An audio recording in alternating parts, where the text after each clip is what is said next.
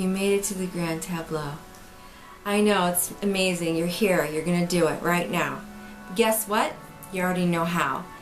Why? Because I've already shown you. We did step-by-step instructions, and now all we're going to do is expand what you know, and we're going to use it to follow that map in the large spread. I'm going to use the 9x4 today because I've already shown you how to use destiny cards in the mini tableau. And we're going to have fun with it, and that's it. I've just laid out some cards for the Grand Tableau. I've selected a 9x12 for our demonstration today. I have not had a chance to read the cards. We're going to go through it together and see if we can make sense of this. So once again, I know this is probably irritating by now, but pull the sheet. Okay, I want you to make sure that you have the sheet because in our transparent way, we're about to use it. So now you can also lay out the Grand Tableau as 8 cards across, 4 downs, and then 4 extra on the bottom. Okay, but this is the method we're going to use today for a lot of reasons. So the first thing I want to do is find the significator card, and because I'm a woman, I'm going to select a woman card. And so I take my handy dandy sheet and I lay it right over the lady card, and that is the central card now. So see how it shifted? Other layouts that we do, we use the central card. But there is really no central card in a 9x12 because even though you have a center column, it's 4 down. So these are not the central cards. You are looking for the significator card, and you're going to start your reading there. And you're going to start with the 9 card square principles by going in the forward line in this row right here, and you're going to use this row to amplified by this row to talk about the person's thoughts, and the bottom row is going to be about the happenings if you're using that method. Also, your diagonals now extend. So you hear, instead of just being this is the influencing line, it extends to this card, and this influencing line extends to this card. And we're going to cover some timelines, okay? And some other handy tricks. So, in a timeline, you can designate, if you want time to be really clear, whether this is days, weeks, or months. I personally find that this works the best in weeks. Days is too quick, months is too long, and so I read it as weeks. Now there are 2 ways to do this, and here's my method, is I use the current column to start my time reading. And that time reading is naturally influenced by the second column. Now, the other way to look at this is that the columns themselves are not the time. The break between them is the time. And this is now. So that way you have this card influenced by this card influenced by that card. Do you see what I'm saying? So if I'm looking at now by column, this is now, and I know that they have a glimpse of what this enhancement is, if because it's enhancing where they're at now. So I read each column as a week. So this is now, next week, week after, okay? This is the week before, the week before that, the week before that. Now I really do appreciate the other method though, and I want you to be really clear when you go to do it which one you select. I think they're both pretty much the same because one card is influenced by the next card. But some people really just need clarity in their mind about it. So if we're talking about now, we're talking about the dividing line being here. If we're talking about next week, we're talking about the dividing line being here. Okay? So just make sure you're really clear about how you're going to use time, because time can be really tricky in any reading, especially tarot, and fortunately this is not tarot. But it can be very, very clear in Lenormand. So let's move on a little bit. I want to talk about mirroring next. Mirroring is when you take the significator card and you find the mirroring image in the same row. And here it is. Okay? So if your card was here, that would not be it. This would be it. If your card was here, it would be this card. Okay? So it is as though you are having a mirror and the person's looking at the mirror. Now naturally, if it's in the center column, there is no mirroring to be done. And it's not done top to bottom. It's only done left and right. Okay? And what is mirroring? Mirroring is the way the person appears. And if you take this card and you put it next to the home, what would you think of? Naturally, I think of somebody who is really involved with her house. Probably a mother, probably, you know, maybe even working at home. But these two cards tell me a lot about how this person appears in life. So I like that technique a lot, and it tells me a lot about them, about how they're seen. So if we move on though, and we use knighting, knighting is almost, well, it's different, because to me these are the things that people aren't necessarily giving up to you right away. They're a little deeper, and they don't necessarily divulge the information right away, but you'll find out a lot about it, and it provokes a lot of really great conversations if you do knighting. So you can't do knighting every direction, and here's why. So if you take the lady and you use knighting, which is either 2 down and 1 over, or 1 over and 2 down, you'll find that you can't make that connection. Okay, so it can only be done in certain areas depending on where the cards are. So here we can definitely do it in the past. So we've got 2 over and 1 down and 1 on top. So we go both directions and we make that a reading. Okay, I'm going to use this as right and left and right. Anyway, so the sun and the owls together tells you something that is deeper about the past. Okay, and if you go up, here we go. We have these 2 cards are the knighting cards. We read these together. Personally, I think this is really negative, because you have the fox and the snake, and the fox isn't always negative, but together, and you can see like the thought process here. So that's up in the thoughts of right now.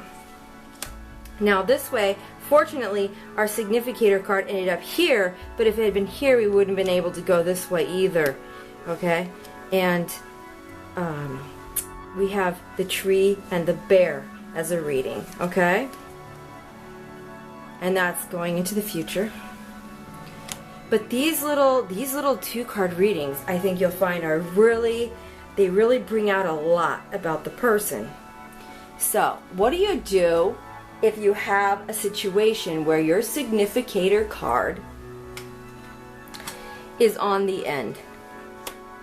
Okay, let's say that the significator card is the gentleman in this case. Well, as a beginner, my first advice is pick it up and do it again. You may have to lay out the Grand Tableau a couple of times, but if you get them on a bottom row, especially in a corner, at an end, or at the beginning, what you're doing is you're not getting enough information. You want at least enough past to be able to validate your reading is going the right direction. And in the future, you have nothing ahead of you. But before you pick up your cards, there is something that you can get out of it. So if we're saying the gentleman's the significator card, and he's got no future, we know this man is really living in his past. Do you see what just happened there? And yeah, you could take the time to really live in the past with him, but the important thing to get out of it is that he's living in the past and not really looking to the future. Now, the opposite is true. If the significator card is on this end, this person's only looking to the future. They're not really focused on the past, and that's really healthy, but you really want something to substantiate your reading back here behind. Okay, also, if you've got a significator, let's go back to the lady, and let's say the lady card is here. You don't know anything that's really happening and that's going on. You only know what she's thinking about, right? If she's up here, we only know what's going on. So we don't really know what she's thinking about. And maybe what's going on is really profound and interesting, or maybe what she's thinking is what's running her life. But it's better to have balance in the two. So another way to deal with this is to have another deck handy. Now you can use a regular size deck. I'm just going to use our mini deck and move the camera over just a switch. And I'm going to say the gentleman is our significator card, right?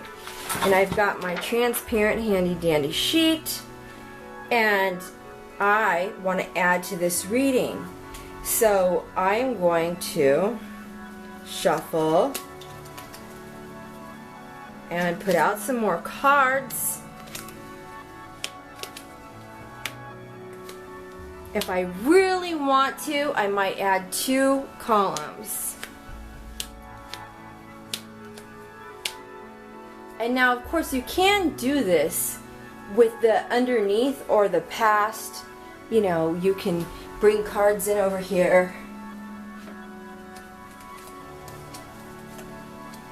You can bring cards in on the top if you, let's see, let's say it's the box. Oops. Okay, you can bring cards in like that, and that would save you from scooping the reading up. It's totally up to you. Don't forget your cornerstones when you read the Grand Tableau. You've got these 2 cards here to read, and these 2 cards. And I read them as 2 readings. I don't read all 4 together. I personally read them as 2. This one and this one, this one and this one. We're going to do cornerstones. Okay, and we're going to move these significators around a little bit. How's that sound?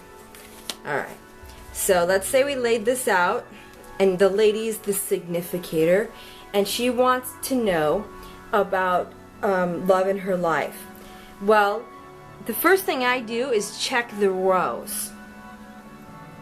And if you see, behind her, there is no man there. But a lot of times a man will show up there, and I know that this is a man that's in her past. Whether or not they're together depends on what's between them.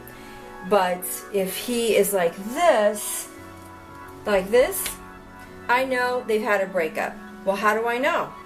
Well, first of all, this is the burdens card for me, and this is the endings card for me, and I really use the sickle or the scythe with a couple. If there's a sickle or a scythe between the couple, I know they've had a breakup, and it's very broke up, okay?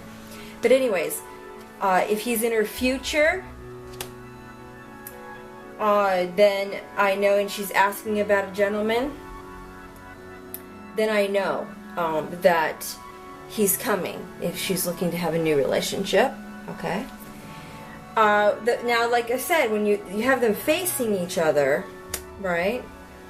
So you know that they are seeing eye to eye or they're not. In this particular case, they are looking at each other, but we still know that they broke up because of the sickle card, okay?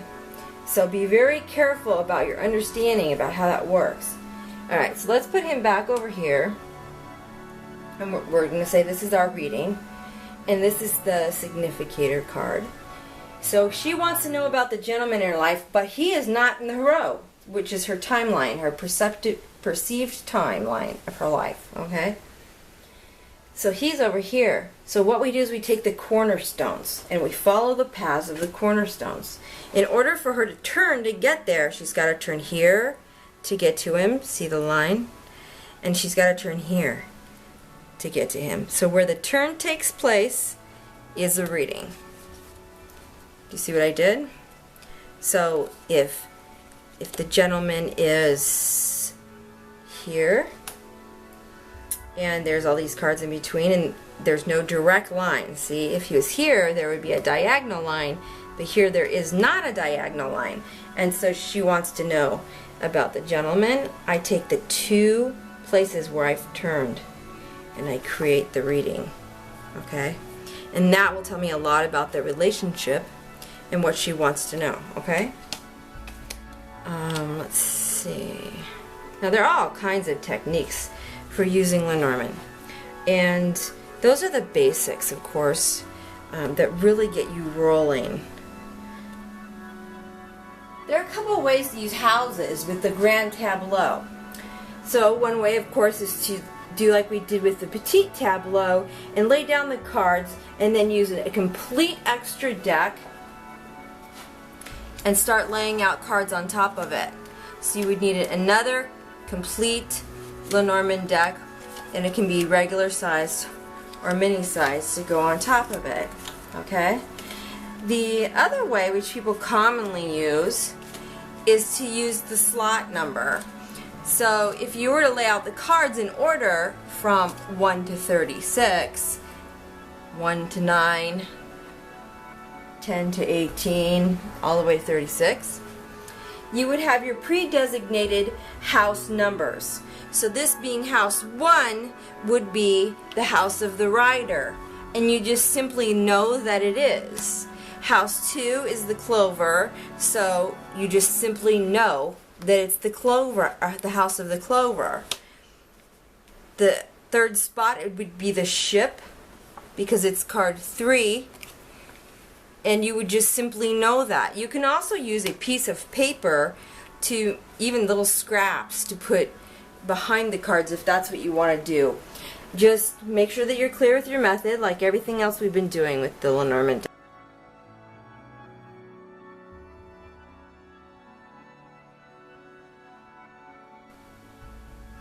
This is where the Grand Tableau gets very exciting, because now you already know how to follow the significator card in all directions. You're following it horizontally, vertically, diagonally. You're using some of your tidbits. You're connecting her to the gentleman probably. You might be using the cross, the sickle, the crossroads. But what if they have questions about employment? So my employment card is the fox. And now I put the fox in the center of my little cheat sheet, and I find the directions it is going. I'll follow it horizontally, vertically, diagonally, and I'll also keep a lookout for my significator and where they are proportionally to the question that they have. Let's say they want to know about home, okay, or family. Then I would make the home the center, and I would follow the lines just like I did with the significator. If they want to know about travel, I may go to the ship. Well, I would go to the ship. And I would follow the lines that the ship follows. So I'd follow this row, and I would follow vertically, and I would follow diagonally.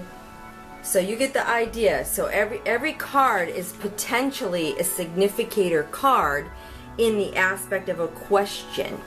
So when you follow the grid, you are going to be so surprised how many things come up, how much fun you're going to have placing this over different cards, following the lines, seeing where they go, what's going on, how they're relevant to the significator, and how much information can be really gained for one querent in their life. And you're going to see why the Grand Tableau isn't read like daily. But you're going to have a lot of fun with it.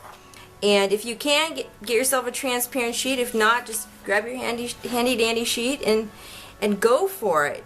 And just follow the lines, and you will have a great time. Good luck with your adventure in Lenormand, and I hope you enjoy it. I think if you practice just a little bit, you'll be hooked like the rest of us, and you'll be ready to throw out a whole deck of cards on the table and see what happens.